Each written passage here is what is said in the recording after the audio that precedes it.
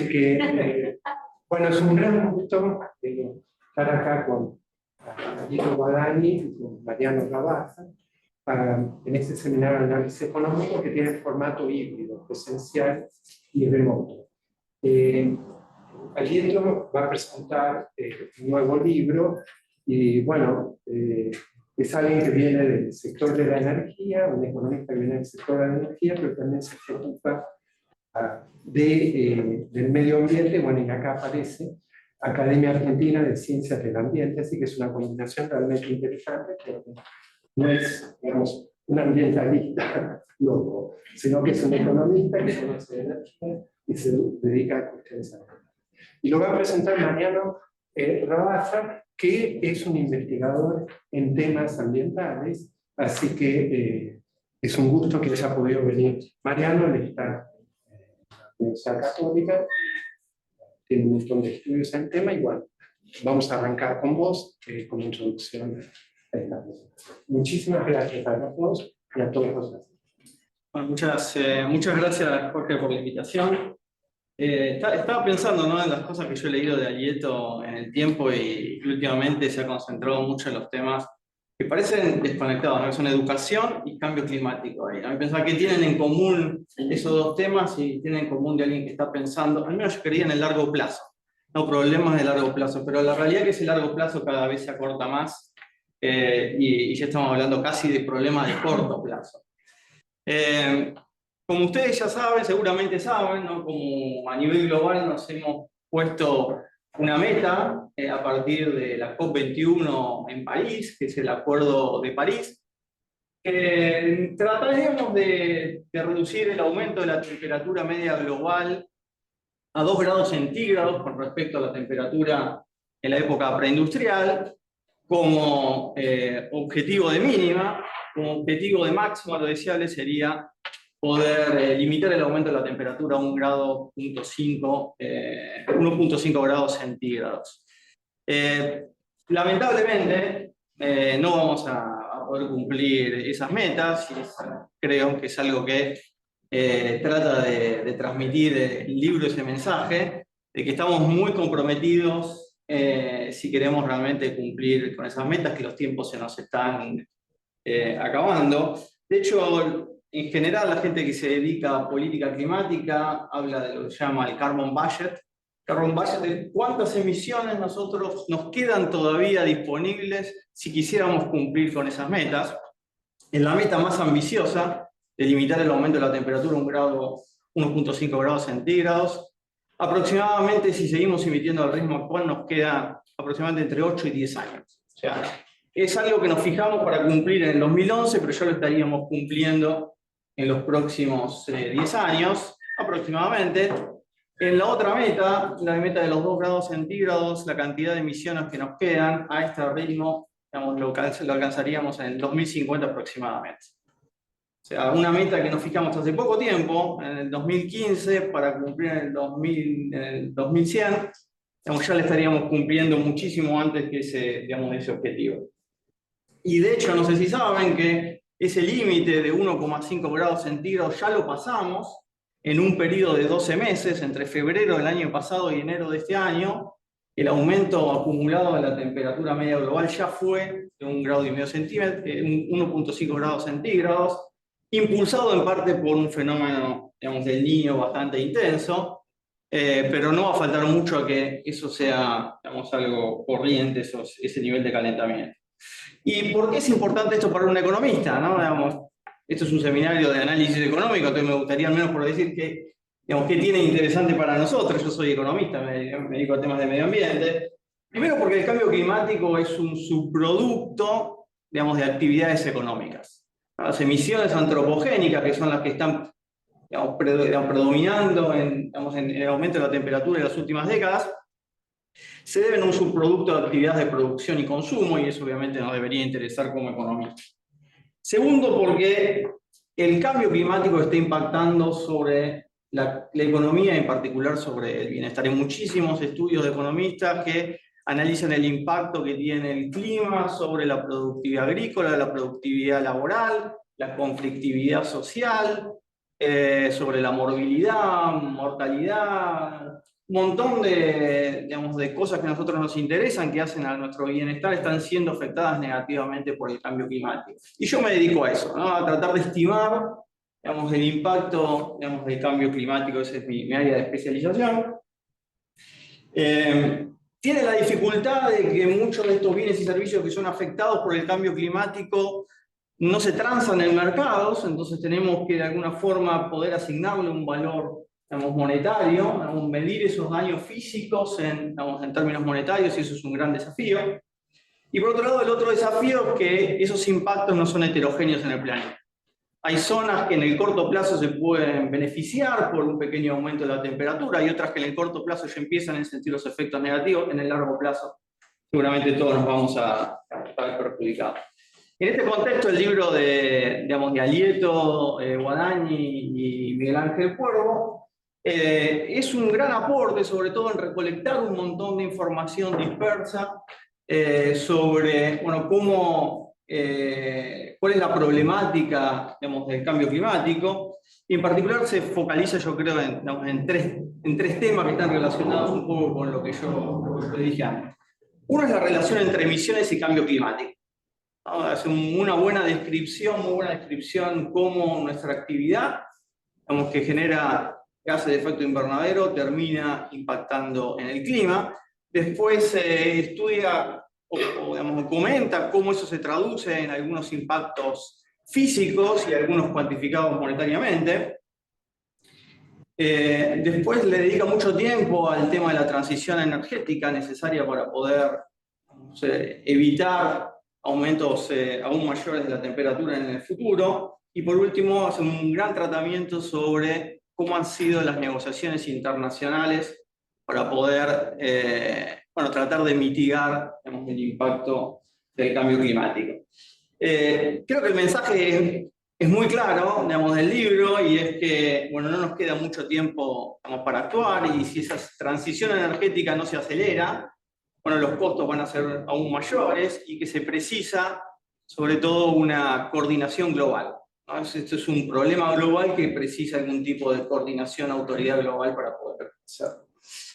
El libro está, para terminar, el libro está estructurado en 5 capítulos. 2 primeros capítulos hablan sobre, bueno, la relación entre emisiones, cambio climático e impactos físicos, digamos, y algunos económicos.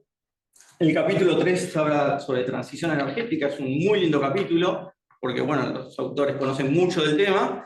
Entonces hay una discusión sobre todas las alternativas que se podrían que se discuten para poder, digamos, llegar a una economía de bajo carbono en un plazo relativamente breve de tiempo. El capítulo 4 habla sobre todas las negociaciones internacionales. A mí me gustó mucho porque yo no soy muy de seguir las negociaciones internacionales, a veces me pierdo, así que me sirvió como para ordenar algunas cosas que tenía sueltas. Y el capítulo 5, vamos, concluye con ese mensaje que les dije, que queda poco tiempo y que necesitamos actuar rápido. Así que muchísimas gracias por esta contribución. Me imagino que es algo que no se hace de un día para el otro, es algo que refleja, digamos, muchos años digamos, de estudio, y poder plasmarlo en un libro es algo, digamos, muy, muy útil. Así que muchas gracias, espero que...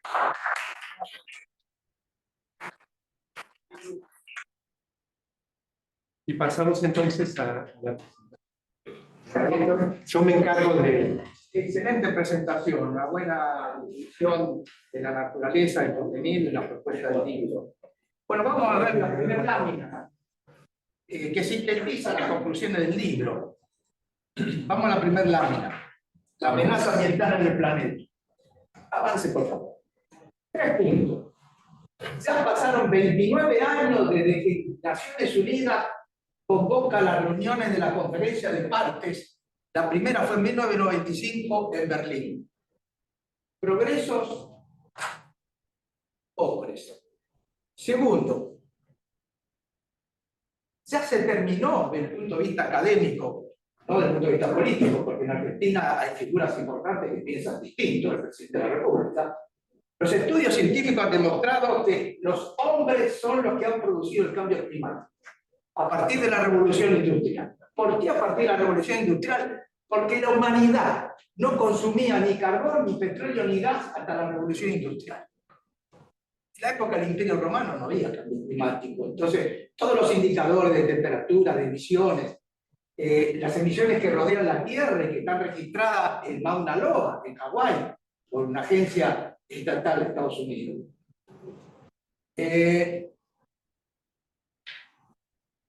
Las evidencias tan abrumadoras que uno ya comienza a dudar sobre las posibilidades que la humanidad tenga de cuidar la casa común. Y esta es la esencia del libro, plantear ese gran problema, ¿cierto? ¿Por qué?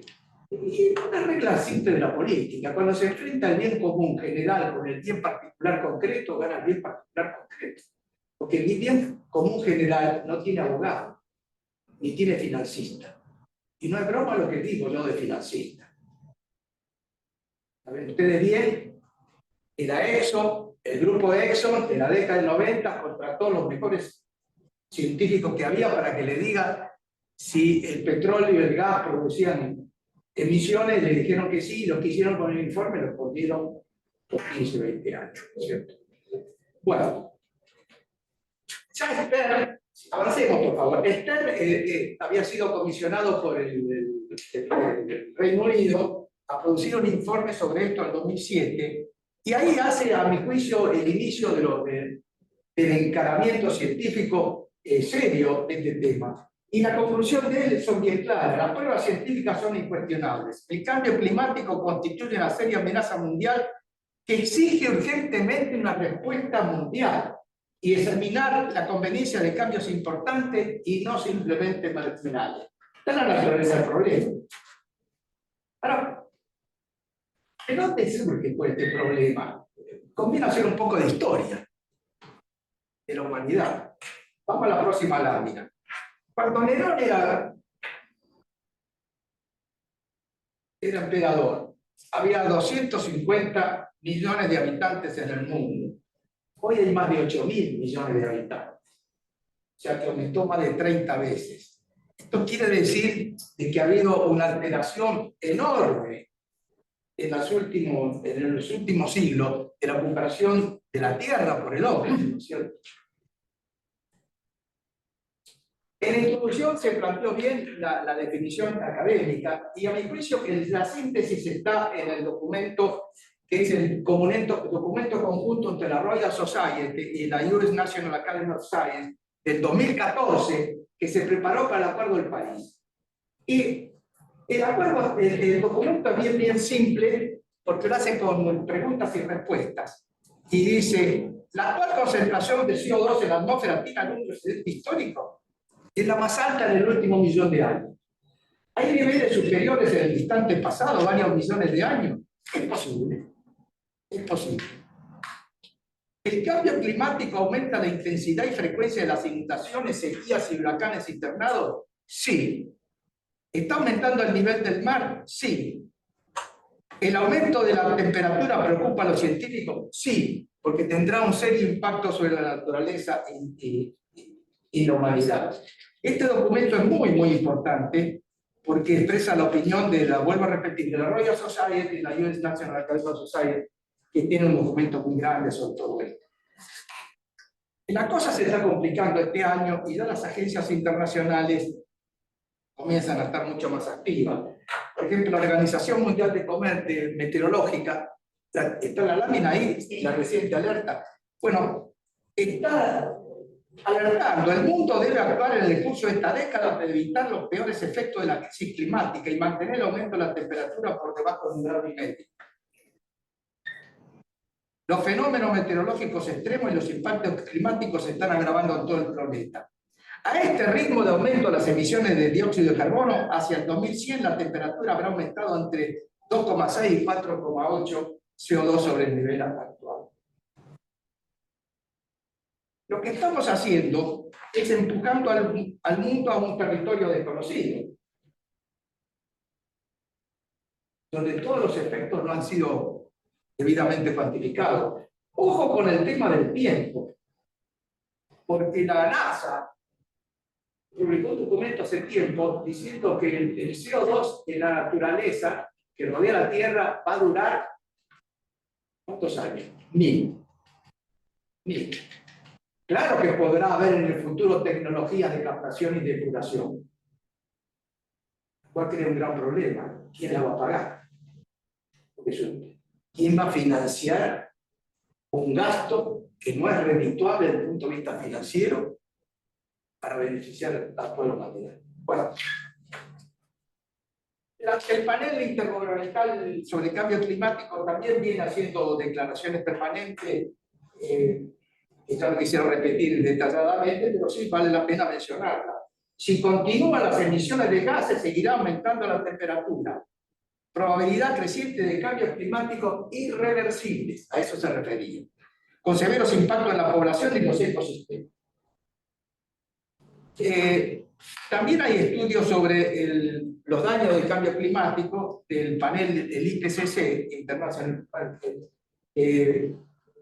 convocado por Naciones Unidas y que convoca alrededor de más de 2.000 científicos mundiales, entre los cuales hay representantes argentinos, ¿no es cierto? Pero vamos un poquito a la historia. Estamos con la evolución histórica. Desde la revolución industrial, las concentraciones de dióxido de carbono en la atmósfera crecieron 51%. Este aumento es equivalente al registrado en los 20.000 años previos, cuando pasó de 185 partes por millón a 278, como estos 50. O sea, la revolución industrial ha tenido un impacto decisivo sobre el cambio climático, porque de la revolución industrial nace el carbón, el petróleo y el gas. En realidad no lo conocimos. Hay gente que piensa intencionadamente, pero sin fundamento, esto se va a acabar. ¿Por qué se va a acabar? Porque los fósiles se van a acabar. Y una vez se acaban los combustibles fósiles, vamos todo con la energía limpia. No, los fósiles no se acaban. Las actuales reservas de petróleo y de gas, escuchen bien lo que voy a decir, dan para satisfacer el consumo actual de 50 años. Y las reservas de petróleo y de gas han venido aumentando sistemáticamente, entre otras cosas porque las tecnologías exploratorias han aumentado de una manera acelerada, el hombre dentro del mar, etcétera, etcétera. Del carbón no hablo porque ya nadie mide carbón, porque las reservas duran alrededor de más de 100 años.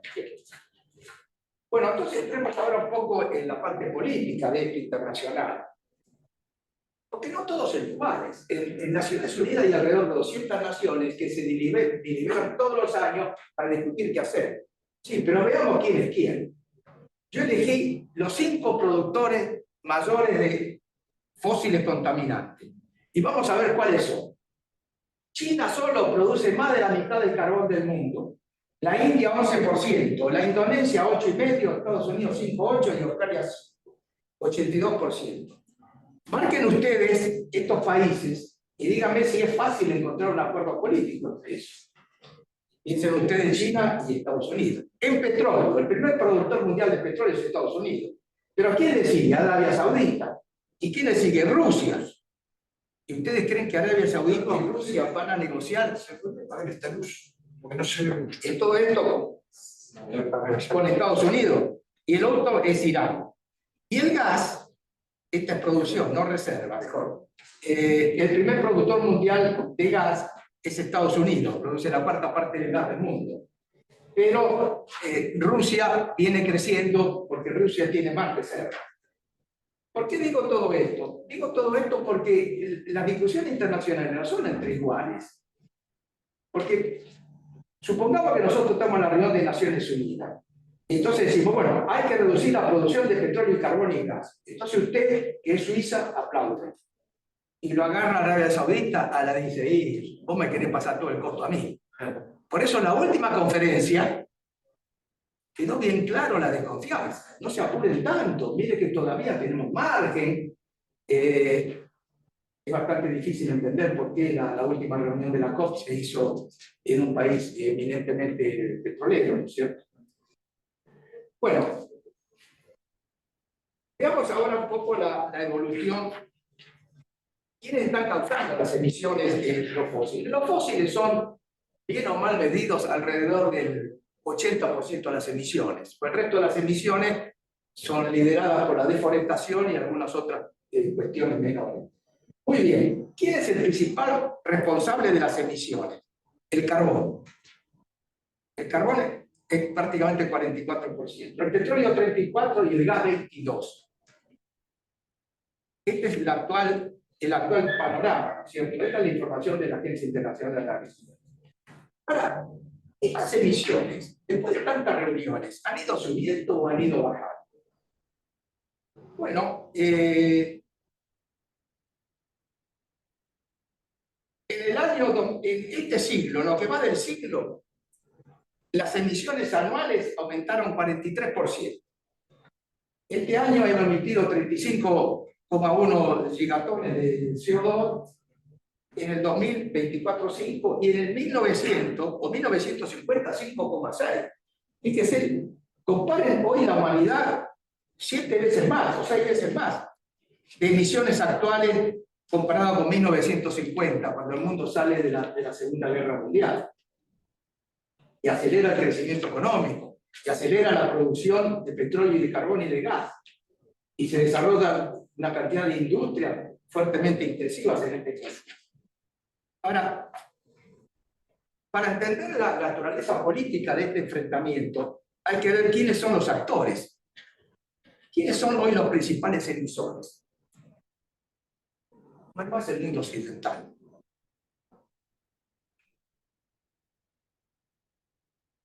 Estados Unidos participa en las emisiones mundiales hoy mucho menos que en el 2000.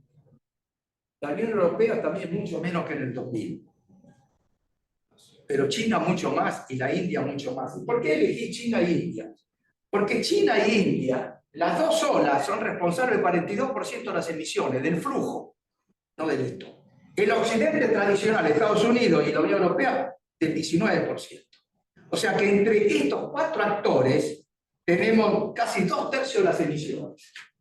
Quiere decir que las reuniones internacionales, la pelota se define, el juego se define entre estos cuatro: la China, la India, Estados Unidos y la Unión Europea, que ya están emitiendo, vuelvo a repetir, 2/3 del total.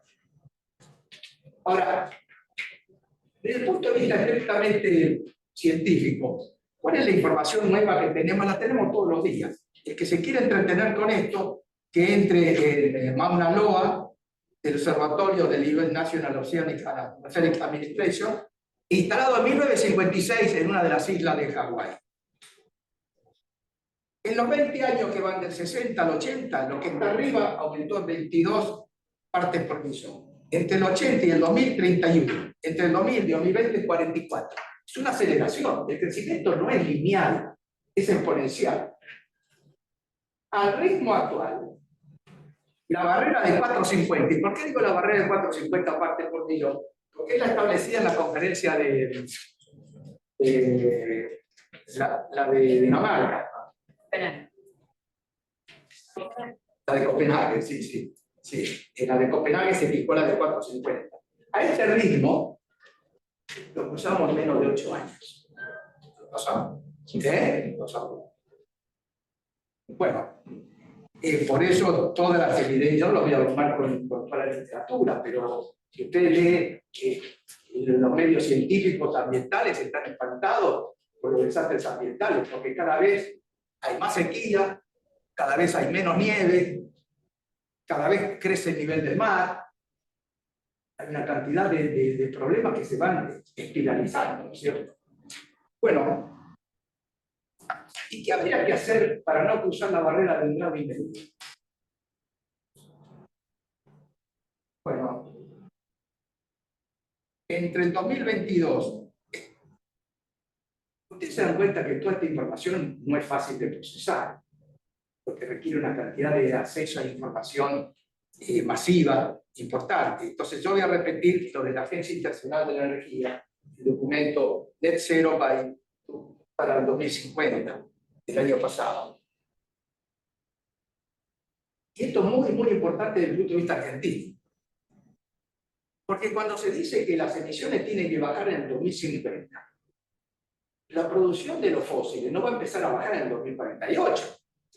¿Cuándo tiene que bajar? Ahora. Pero ahora es ahora. ¿Por qué ahora es ahora? Porque la producción entre el 2022 y el 2030, la producción mundial de petróleo tiene que bajar 21%, la de carbón 45%, Porque es necesario que llegue al 2050 a cero. Y al gas, el gas tiene que bajar 22. El gas tiene que bajar 22. Entonces, usted se da cuenta del problema que hay entre este tipo de racionamiento y lo que poseen las reservas. Ojo que el valor económico de las reservas de hidrocarburos, que el valor stock, es 2/3 del flujo del PBI mundial. Es una cifra impresionante, ¿no es cierto? Bueno, es interesante seguir la literatura de la British Petroleum, porque la British Petroleum tiene una actitud, es empresa petrolera, pero tiene una actitud muy clara y muy limpia respecto a las energías limpias. Y dice, es importante avanzar hacia una generación de energía sin emisiones. Y esto exige que en el 2050 las emisiones prácticamente sean nulas comparadas con ahora, ¿no es cierto? Ahora, esto requiere un desarrollo masivo por el lado de la producción de las energías limpias. Recordemos que son la eólica, la solar, la nuclear. La nuclear tiene otros riesgos, pero no son los riesgos climáticos, ¿cierto? El Fondo Monetario ha venido alertando sobre esto y además ¿cómo estamos ante presencia de una falla del mercado? Porque va al terreno económico. Cuando Pareto demuestra que la competencia perfecta es el óptimo, nunca tenió, porque no conocía las externalidades. La competencia perfecta no puede llevar a un óptimo cuando hay externalidades. ¿Y qué son las externalidades? Interacciones entre los agentes económicos, productores y consumidores, que no se reflejan en el sistema de precios.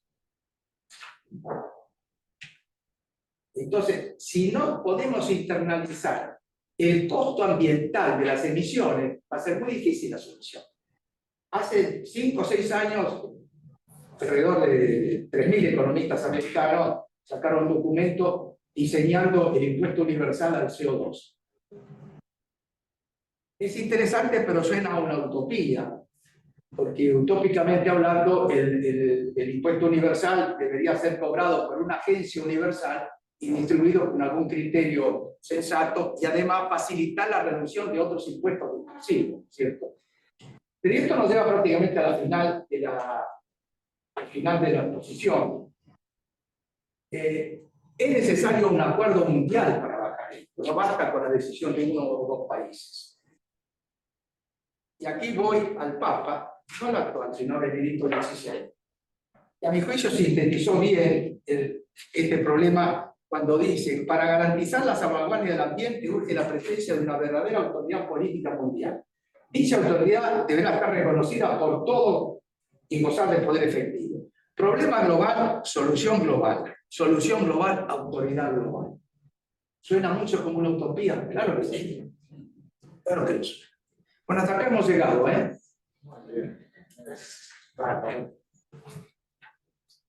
Si hay preguntas, con mucho gusto, ¿no?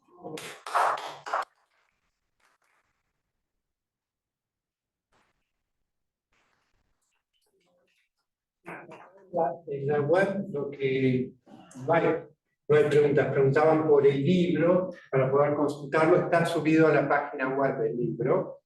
Después Virginia Marchant dice, excelente expositora, Nieto, un placer ver y escuchar la claridad con la que explica su revisión. Gracias.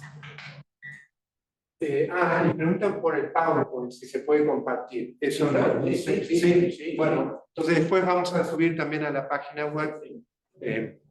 Ya tenemos el OK de comunicaciones. Y había antes de empezar, había una pregunta. Era tuya. ¿Querés? Ya estaba, había quedado. Sí, ¿querés darla? Sí, yo hace rato que yo soy Ricardo Santiago Gravelo, y castellano, analista, director, escritor, y hace mucho que vengo trabajando sobre del ataque del planeta.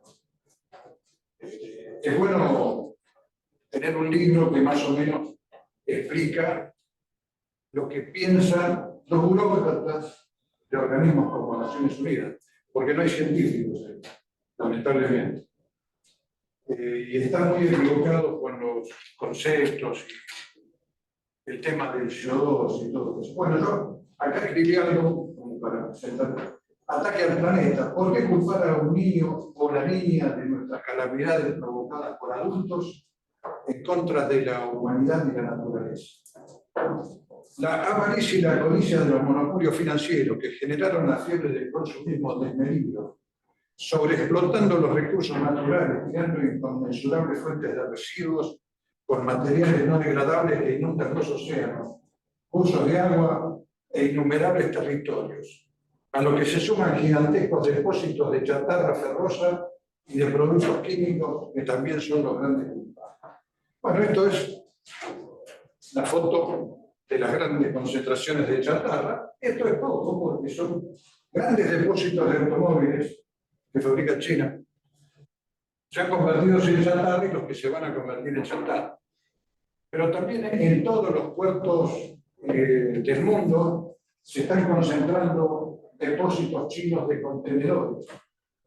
Son grandes magnitudes que no solamente contaminan con material ferroso las capas de su suelo, el agua sobre todo, sino que también los productos químicos que tienen los vehículos se derraman en la tierra, ¿no?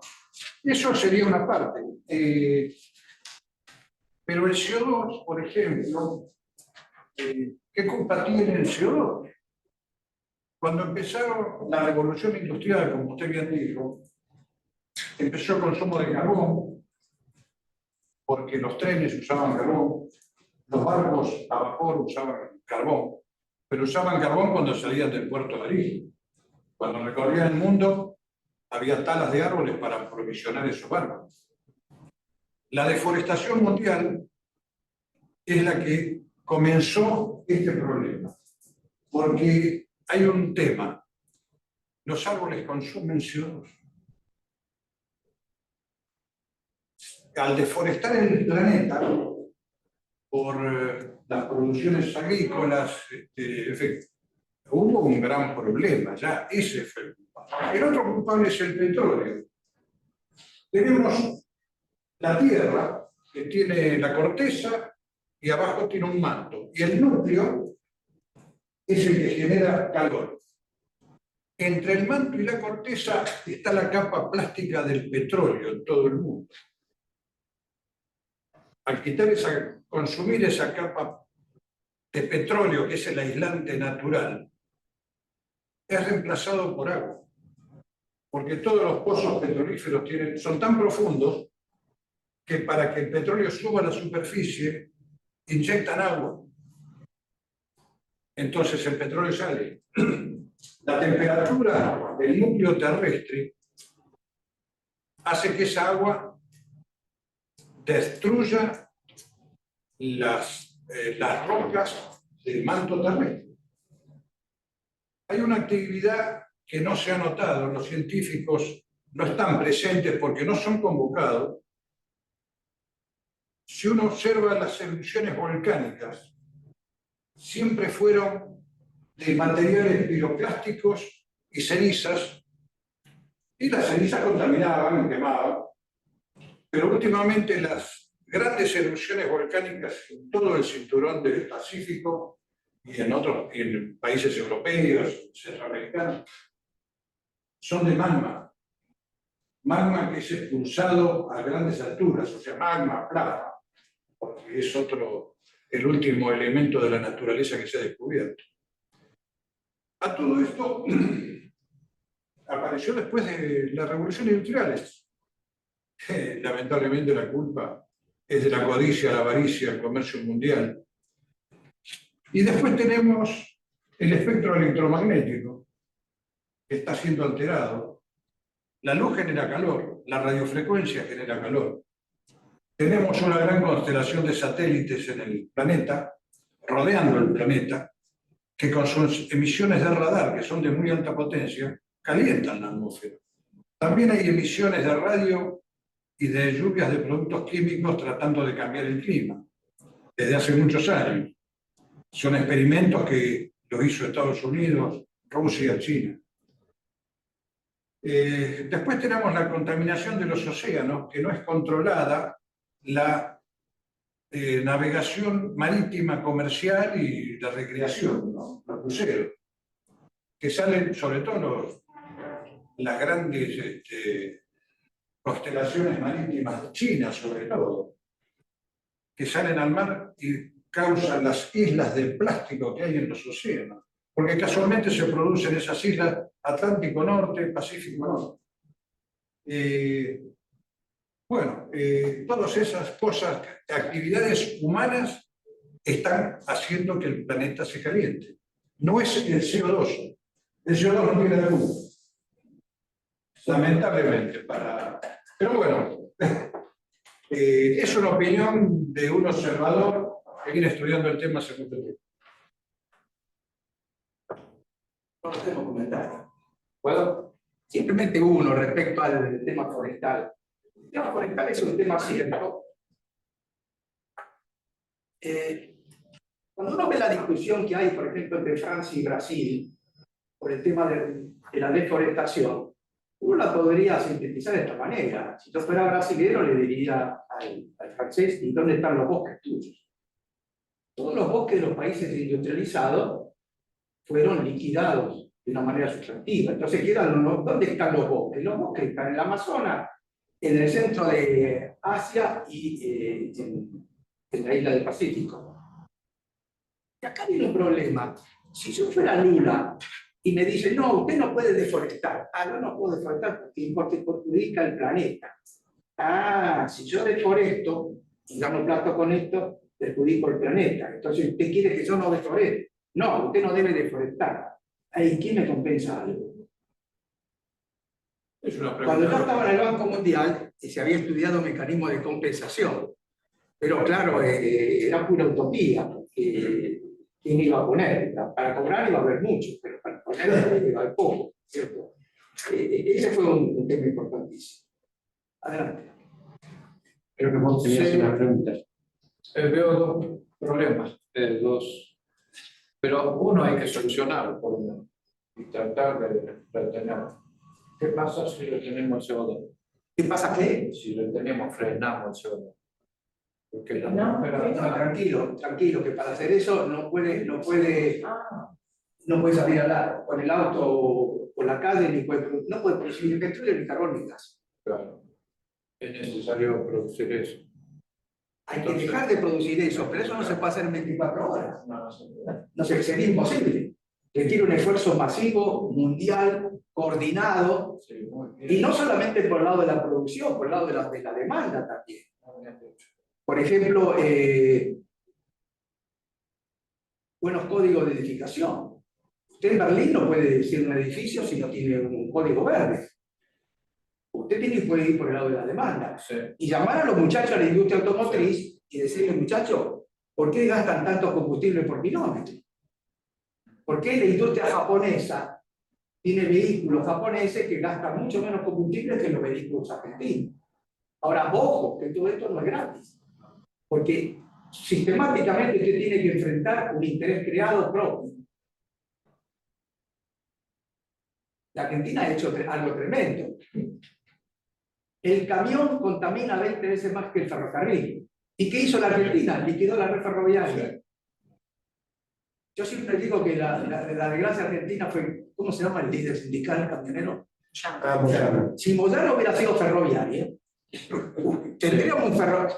La carga ferroviaria transporta la mitad de la carga en Canadá, Estados Unidos y en Europa, y acá el 10%. O sea, también hay que actuar por el lado de la demanda. El tema,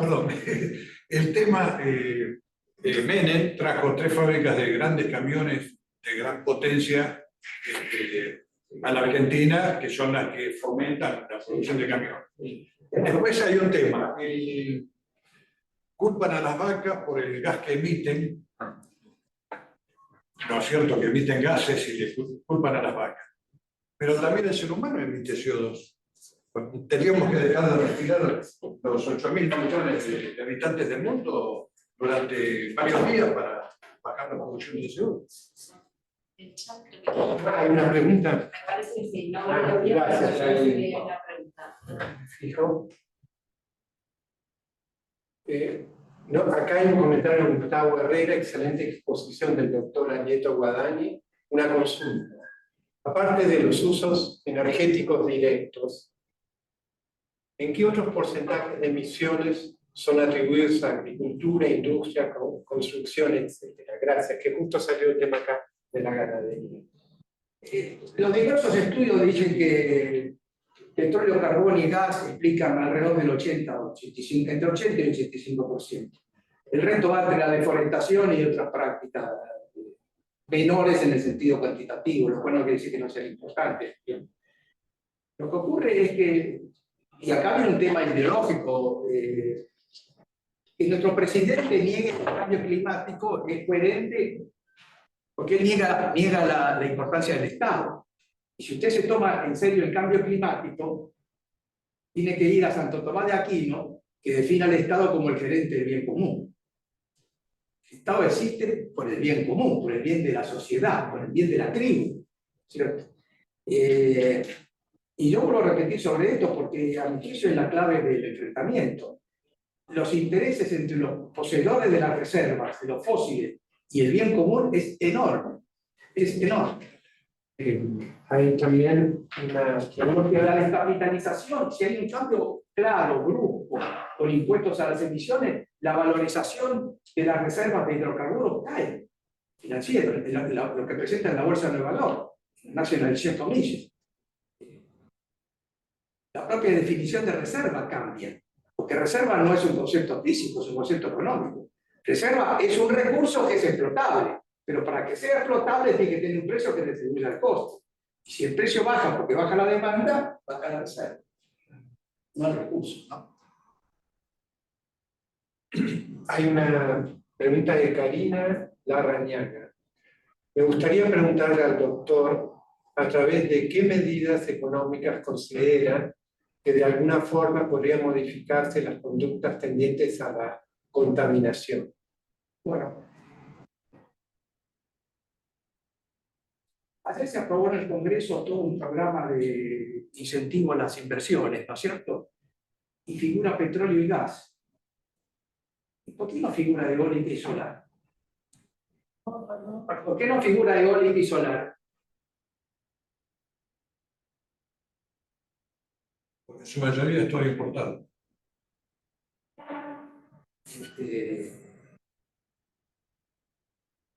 ¿Vuelvo a repetir, por favor? Sí, la pregunta de Karina Larrañaga. Me gustaría preguntarle al doctor a través de qué medidas económicas considera que de alguna forma podrían modificarse las conductas tendientes a la contaminación. Bueno, a nivel global queda bien claro que es premiar las renovables y no castigar los fósiles, sino que los fósiles internalicen en los precios el daño, la que se llama la externalidad negativa. No se trata de fusilarlos y no decir, pero vos querés producir y consumir, bueno, vas a tener que pagar. ¿Qué es lo que pago? Y el costo. ¿Y el costo cuál es? ¿El costo de producción? No, más el costo de destrucción del planeta. Y hay cantidad de informes del Fondo Monetario que demuestran cuánto debió hacer eso. Tanto así que se llegó a discutir, y vuelvo a repetir, que esa masa de recursos, que haría crecer los recursos financieros del Estado, debería volcarse a la baja de impuestos distorsivos como son los impuestos al trabajo, ¿no? Y acá hay una pregunta de María Inés Cara. Si el financiamiento de la transición energética no es tan claro y el interés individual prevalece por sobre el bien general, el problema parece no tener solución. ¿No es así? Es una pregunta. Lamentablemente la duda que tiene esa persona es clara, yo también la tengo. Yo también la tengo. Yo también la tengo. Bueno. ¿Ustedes creen que Estados Unidos, que era, una vez más, el primer contaminador mundial, se retiró del Acuerdo de París? ¿El gobierno republicano? y se retiró el acuerdo de el protocolo de Kioto. Lo primero que hizo el presidente republicano en el 2000 o 2001 fue sacar a Estados Unidos del protocolo de Kioto. Lo primero que hizo Trump cuando fue electo presidente es sacar a Estados Unidos del Acuerdo de París. Lo dijo ayer en el debate. Si ustedes vieron el debate, ¿ustedes creen que es casualidad eso? ¿Ustedes saben quién financió la campaña electoral? Y esto lo digo con conocimiento de causa porque vi los documentos de los republicanos en 2001, la industria del carbón. Y acá viene el gran problema de cuando se enfrenta un bien particular, concreto, con el bien común general, y es muy difícil el bien común general. Es muy difícil. Es muy difícil. El tema, perdón, ¿no? Surgió casualmente con la revolución industrial, que ahí comenzó el tema de la competencia económica por el comercio y todo lo demás. Y ahora lo que tenemos que hacer es la cooperación para salvar el planeta y salvarnos nosotros. Por sobre la cooperación. Por eso no tomé la frase de Benedicto. Problema global, solución global. Solución global, autoridad global.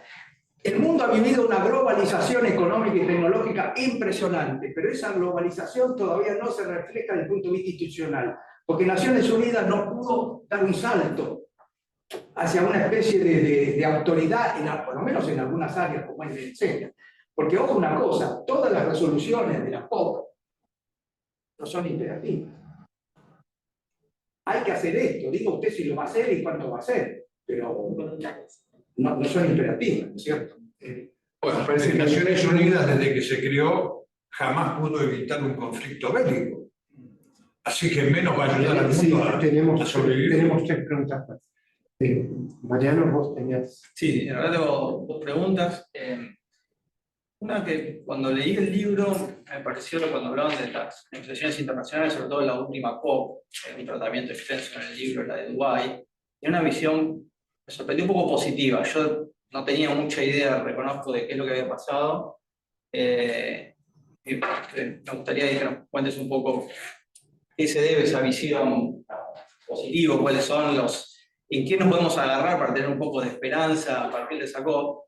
Y la otra es, ¿cuál es el rol digamos, se escucha mucho el rol del gas natural como un combustible de transición, ¿no? Pasar del carbón, por más que ahora aumentó un poco el consumo de carbón, y el petróleo, ya la transición a partir del gas natural. Y eso está relacionado con que la próxima COP va a ser en Bakú, y también, digamos, Azerbaiyán es otro país productor exportador, ¿no? de combustible fósil, sobre todo gas natural. ¿Cuáles son esas dos preguntas? Voy a contestar la segunda. La otra más compleja, ¿no?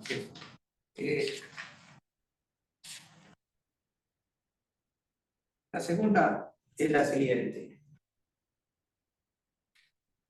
El gas es el que menos contamina. Sí, pero yo le presenté el trabajo y dije que la producción de gas también tiene que bajar ya. O sea, vuelvo a repetir la cifra, entre el 2022 y el 2030, carbón tiene que bajar 45% el actual nivel de producción, petróleo 21% y gas 22%, prácticamente lo mismo. ¿Cómo se habla entonces de un combustible de transición si tenemos que bajarlo casi al mismo nivel que...? ¿Quién habla de combustible de transición? No, bueno, se escucha mucho hablar de...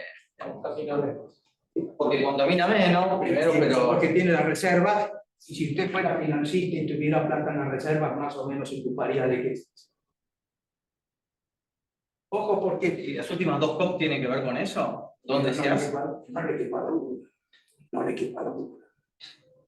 Pero también tenemos que cambiar la tecnología, ¿no es cierto? ¿No? Sí. Pero se requiere no se trata de ser un estatista, colectivista, socialista, entre comillas, no de ser sensato. El Estado tiene que cumplir un rol en todo esto. ¿Quién hace las regulaciones? Por ejemplo, ¿por qué contamina menos Estados Unidos? ¿Por qué bajó la contaminación en la Unión Europea? ¿Por qué bajó la contaminación en Japón? Y porque los gobiernos se ocuparon de eso. toda la regulación de la industria automotriz y una cantidad de cuestiones que hay, eso hay que tenerlo en cuenta, ¿no es cierto? Perdón. ¿Y estaba la pregunta? No, disculpame. Lo que vimos con la COP28, ¿no? La de Dubái. ¿De qué nos podemos agarrar? El libro termina con una... Sí, hay como un cambio de ideas con el otro autor, porque no queríamos ser tan pesimistas. Pero lo felicito por haber advertido. Sí, acá tenemos una... Sí, doctor, no tuve el placer de, en el interín que llegué acá, me hubiese conectado vía streaming para no perderme por lo que dicen, su excelente exposición.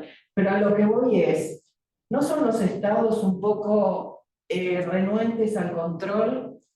Porque si todos salvamos a nuestro planeta y están los intereses económicos, y nosotros como ciudadanos del mundo tendríamos derecho también a decir, bueno, hasta acá llegaste, no contamines más, sos una empresa que me estás mortificando lo que respiro, lo que como y todo mi bienestar y el bienestar de la sociedad en la que estoy inmersa.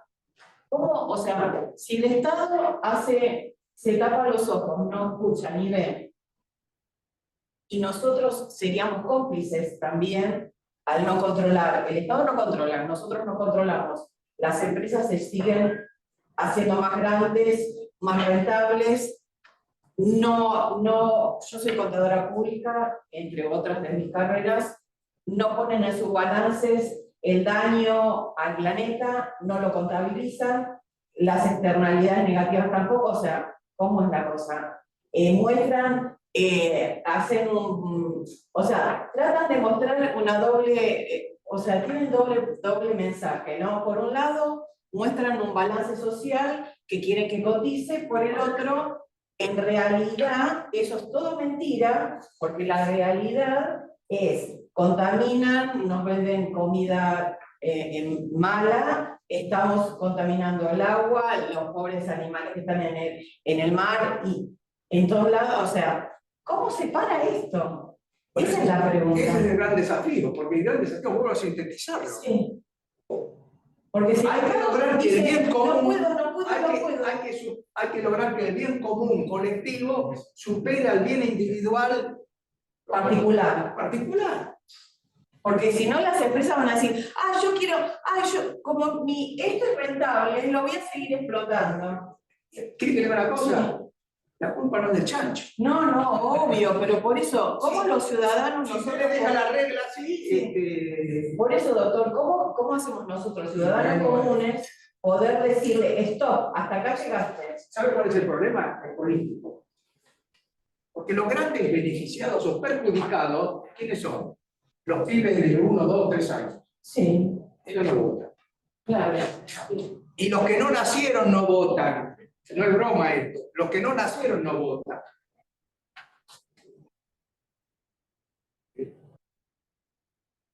Porque el mundo está en una dinámica inédita, ¿no? Y aparte fratricida, todo, vamos rápido. Correcto, que sí. Si usted mira, por ejemplo, yo le sugiero que lea la NASA. La NASA publica permanentemente informaciones de todo el mundo, muy interesante. Y le da la pauta de lo que está pasando, ¿no es cierto? ¿Usted cree que los incendios, las inundaciones, Todo tiene que ver con todo. todo tiene, claro. Bueno, hablando de jóvenes, tenemos una pregunta. Sí, primero muchas gracias por la presentación, tan interesante. Estudio Relaciones Internacionales, entonces capaz la pregunta va por ese lado. Usted habló rápido, es un ejemplo, un rol de estudios entre Brasil y Francia, Lula y Macron, diciéndole que no tienen que cortar árboles, que no tienen que capaz ampliar su terreno agrícola. Y me surge la duda, o cómo usted respondería que un país ya desarrollado, que ha hecho ese proceso de industrialización, que ha contaminado, viene y capaz le pone el freno a un país en vía de desarrollo Es difícil cuando tenés capaz poblaciones con bajos recursos, pobres, o querés capaz darle una mejor vida, una mejor salud. Es difícil que uno venga, que ya hizo todo eso. No digo de achacar los problemas del pasado, porque no hay la frase de decirle, vos acordate en estos años, contaminaste, seguís contaminando. ¿Cómo responderías vos si serías un líder o un presidente de un país en vía de desarrollo que le vienen con esta pregunta, con esta duda? Bueno, primero que el comentario es correcto.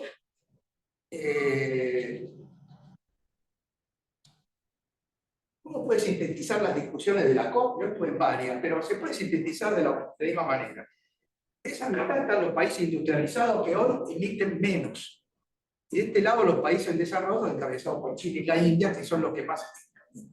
Entonces estos le dicen a estos, ustedes están contaminando, bajen las emisiones. Y esto le dicen a aquellos, sí, pero de lo que está allá arriba, ustedes son responsables. Entonces, los argumentos se contrabalancean, ¿no es cierto? Y eso complica la resolución. Todas estas negociaciones están signadas por la cuestión del interés económico, queda bien claro, ¿no es cierto? En esta última reunión, el premier o el rey o el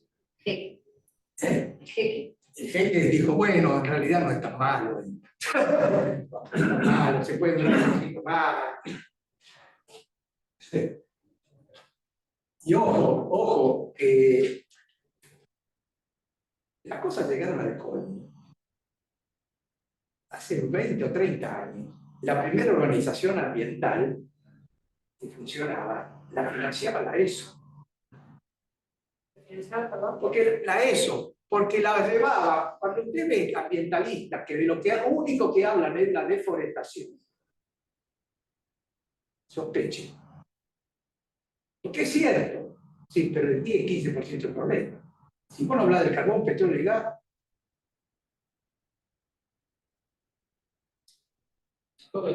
Sí, no, porque había 3 preguntas antes, dale, por eso te termino. paré. Dale. Gracias. Hace 30 años estoy en cambio climático y siempre enviaba nota, informe a los gobiernos. Cada vez que cambiaba, yo estuve en Chile 20 años, otros 20 años en Paraguay, y me fue bien en esos países, no en mi país, pero siempre enviaba un informe a nuestro gobierno por el área de cambio climático. Y ahora que viene mi ley, tengo que cambiar y enviar por el lado industrial. Entonces yo... Perdón, ¿de qué país son? No, yo soy argentino. Pero lo que pasa es que yo estoy en cambio climático de tecnología. Entonces yo dije, bueno, tenemos que retener de alguna forma el CO2. Por eso es esa primera pregunta. Entonces dice la nueva era industrial. Si cambiamos la industria, no cambia todo, sino adaptación industrial. ¿Será que podemos retener y frenar? Porque lo que ya está en la atmósfera ya no podemos hacer nada porque es irreversible. ese es el desafío.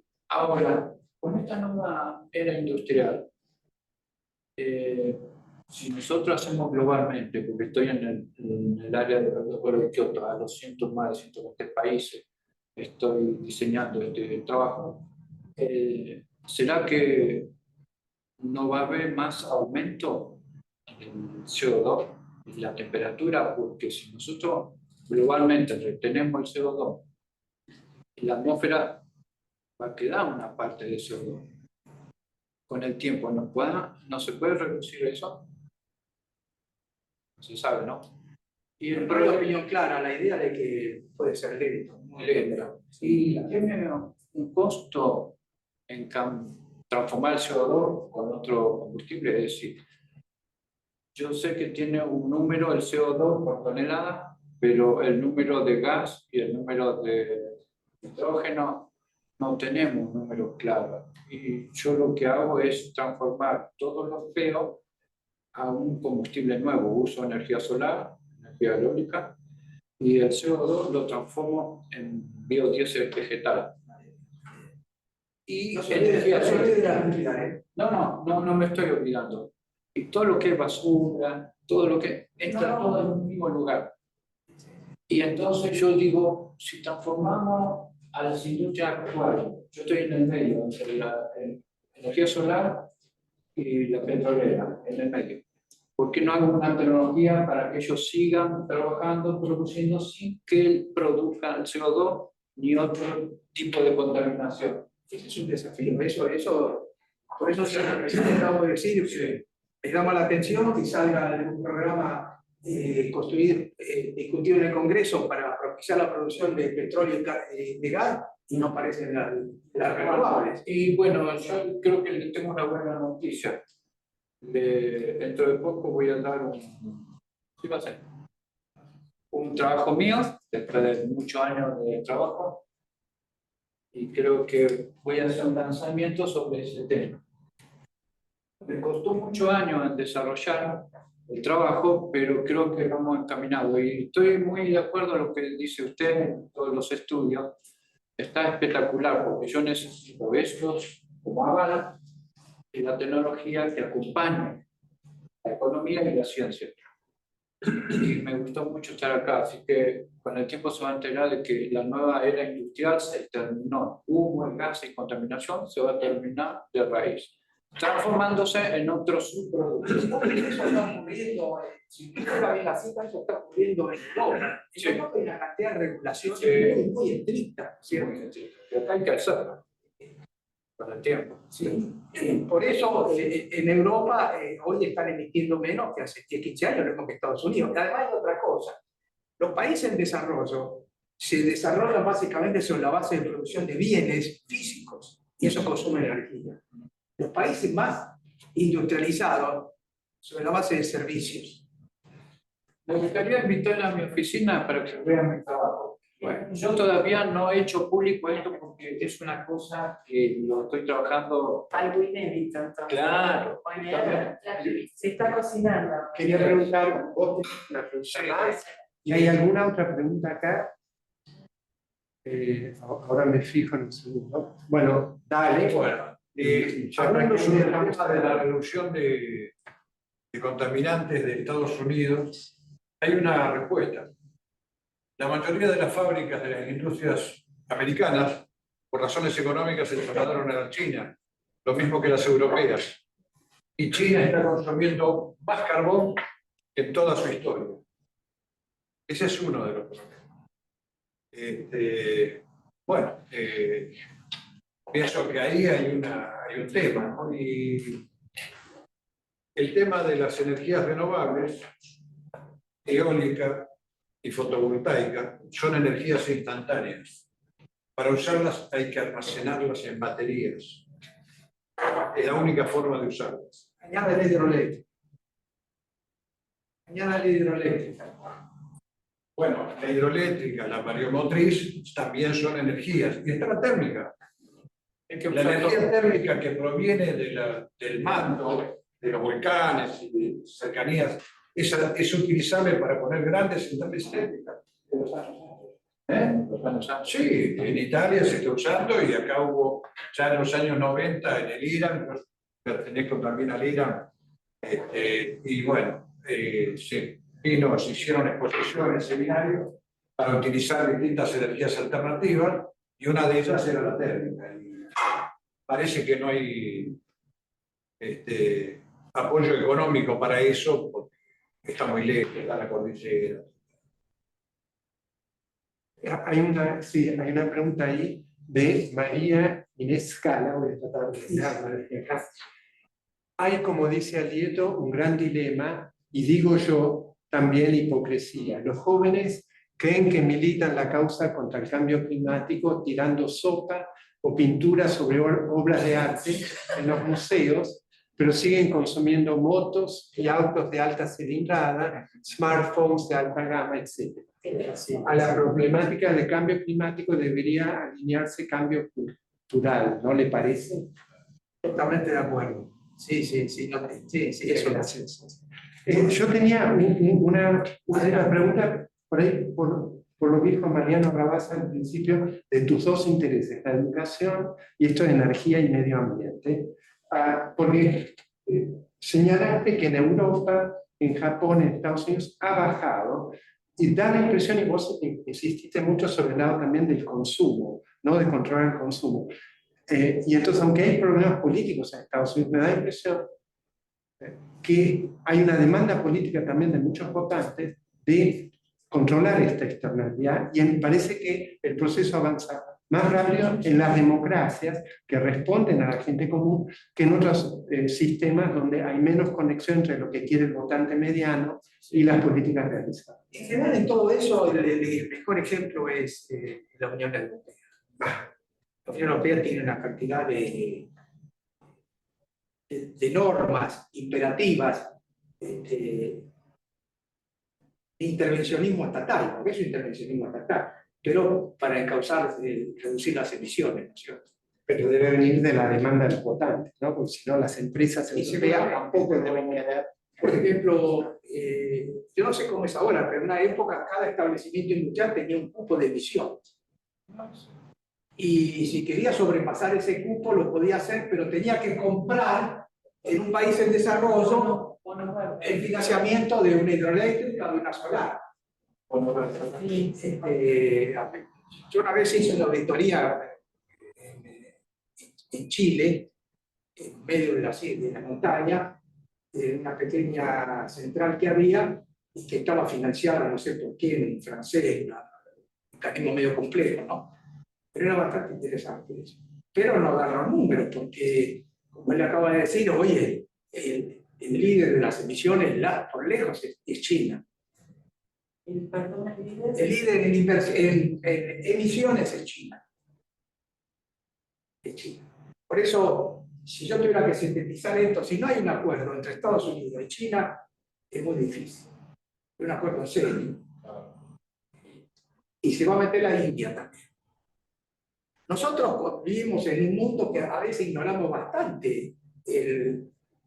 Nuestro presidente dice que el mundo es Estados Unidos e Israel. Bueno, parece que es demasiado, ¿no es cierto? El mundo es otro. En este momento estamos en un conflicto global entre Oriente y Occidente.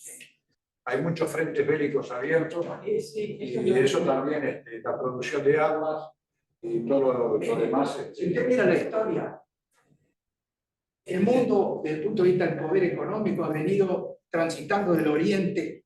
Cuando Nerón era emperador, el Imperio Romano no era la primera potencia mundial, era China. Después pasa a Europa, al Reino Unido, por la Revolución Industrial. Después de la Guerra de Secesión, pasa a Estados Unidos, que desplaza al Reino Unido. Y ahora vuelve China, que ya desplaza a Estados Unidos. Hoy el PBI chino es 30% más ahora al Estados Unidos. Cuando Nixon lo fue a ver a Mao Zedong, el PBI de Estados Unidos era 8 veces más grande que el chino. No, el cambio en el mapa es enorme. Hoy escribí una nota en el Clarín sobre eso, porque eso, ya yendo a otro terreno, nos debe orientar a nosotros. Si nosotros queremos hacer una política exportadora en serio, tenemos que ver quiénes son los que van a crecer. Y crece Oriente, crece China, crece la India, crecen todos los países asiáticos, crece Corea. Y eso tiene que ver con educación. Esos países son los que tienen el mejor nivel educativo del mundo. Y aparte la disciplina, ¿no? Tienen otra forma tienen otra cabeza. Se sabe que en las escuelas japonesas no hay personal de limpieza. Les hacen los mismos chicos. Sí, Los mismos chicos. En el estadio de fútbol, en el último mundial limpiaban el estadio. A los espectadores De París. Claro, sí. Y yo vi, perdón que puedo hablar sobre algo que vi en LinkedIn, mostraron solamente una pequeña. Era un maestro que ensuciaba un aula, ¿no? Y eran todos chiquitos que no pasaban los 6 años. Bueno, se ocuparon todos, no hubo uno que se quedara quieto, todos ordenaron todo y aparte, cuando terminaban, porque se ve que se llevan la vianda, coman en el escritorio, duermen también ahí, no sé si 1 hora, después limpian, o sea que es otra cultura. Yo pienso que viene de niños, ¿no? Todo eso. Vamos a hacer cerrar, vamos a seguir hablando, pues cerramos el Zoom. Muchísimas gracias a todos y muchísimas gracias a todos.